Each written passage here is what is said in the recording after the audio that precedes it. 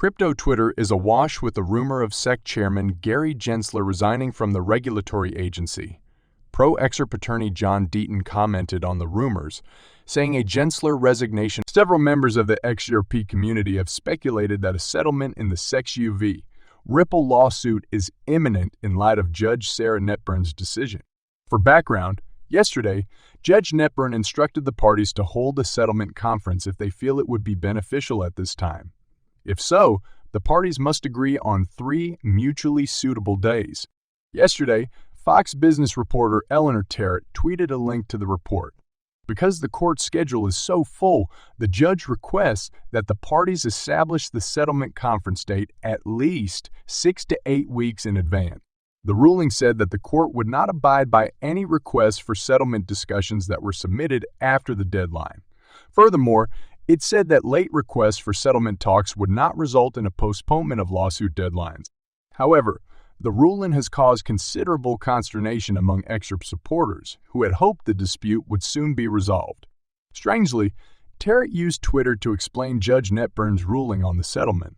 Terrett claims that a settlement is unlikely to be reached in the next 6 to 8 weeks, notwithstanding Judge Netburn's direction. She clarified that owing to the court's hectic schedule, the ruling only applies to the parties organizing a settlement conference 6 to 8 weeks in advance of the preferred date. Jeremy Hogan and John Deaton were among the attorneys. The well-known journalist who has been following the SEC v. Ripple litigation requested to emphasize the consequences of not participating in the settlement meeting or reaching a deal with Ripple. Pro-XRP attorney Fred Rispoli responded by saying the SEC and Ripple would meet for a settlement conference to avoid the court's ire. But attorney Rispoli is certain that, like the 2 previous settlement conferences, this one will end in failure. He continued by saying that settlements often occur when both sides find a middle ground that is acceptable to them. It's worth mentioning that, according to attorney Rispoli's predictions, either one or both of the parties will likely appeal Judge Annalisa Torres's summary judgment ruling. Attorney Bill Morgan said Tuesday that an appeal of Judge Torres's decision had been planned. You may remember that the court finally handed down the much-anticipated summary ruling, which was seen by many as a qualified win. Although she found that Ripple's programmatic sales of XRP do not constitute securities, she did find that the company's sales of XRP to institutional investors do form an investment contract. The SEC issued a statement confirming that it is currently reviewing Judge Torres' judgment to determine its next course of action. Yesterday, Gary Gensler, the chair of the SEC, shared these sentiments.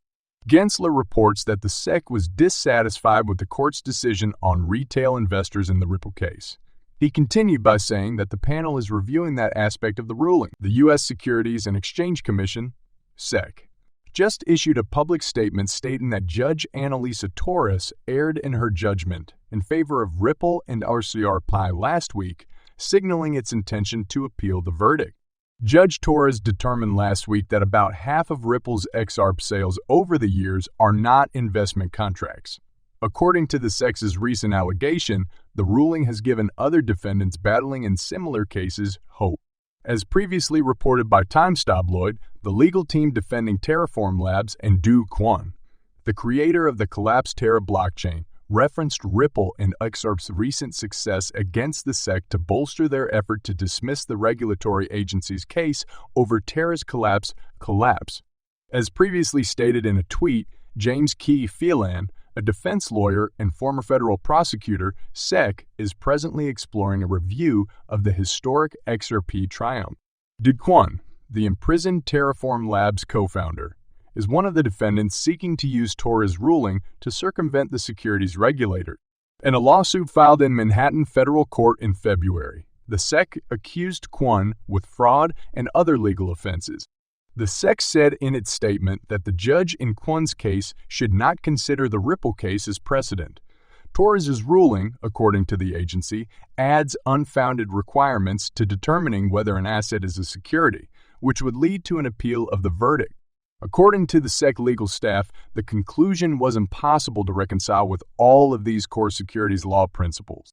When discussing the SEC's prospective court appeal over XRP's classification as a non-security, one of the XRP community's most ardent legal defenders, John Deaton, did not mince words. According to Deaton, the SEC will lose on appeal if they appeal it.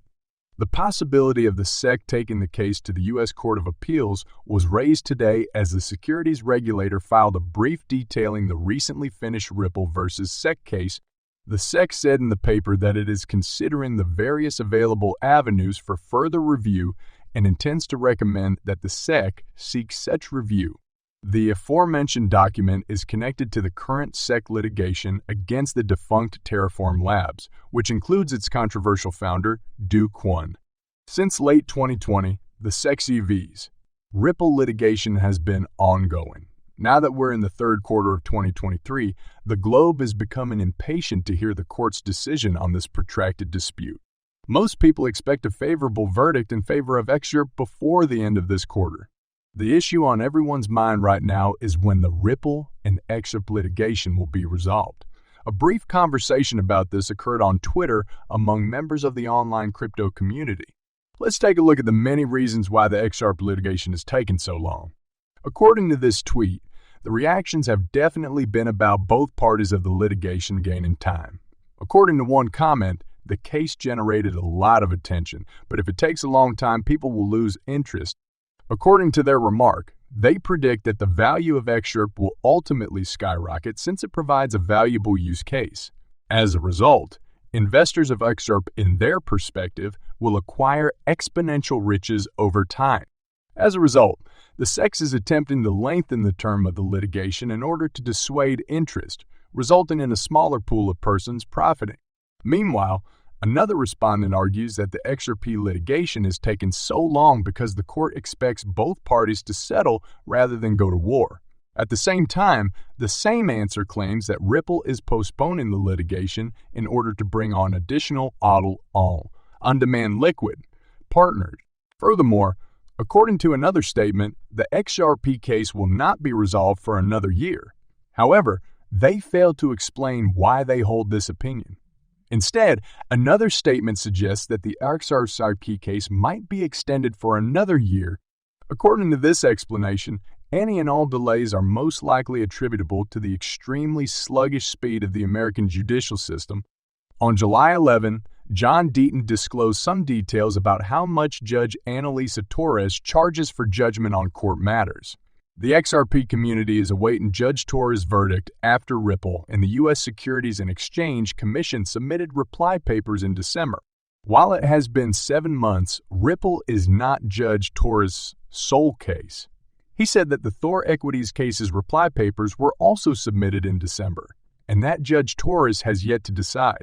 He did, however, explain that Judge Torres delayed 7 months to announce her ruling in Quiller, Inc. versus Hughes, and 6 months in Fitzgerald case and numerous other instances. Deaton feels she has a good chance of ruling this month since she has taken her time. Ripple key to David Schwartz responded to Deaton, stating that he anticipates a summary judgment verdict would be issued before the end of September.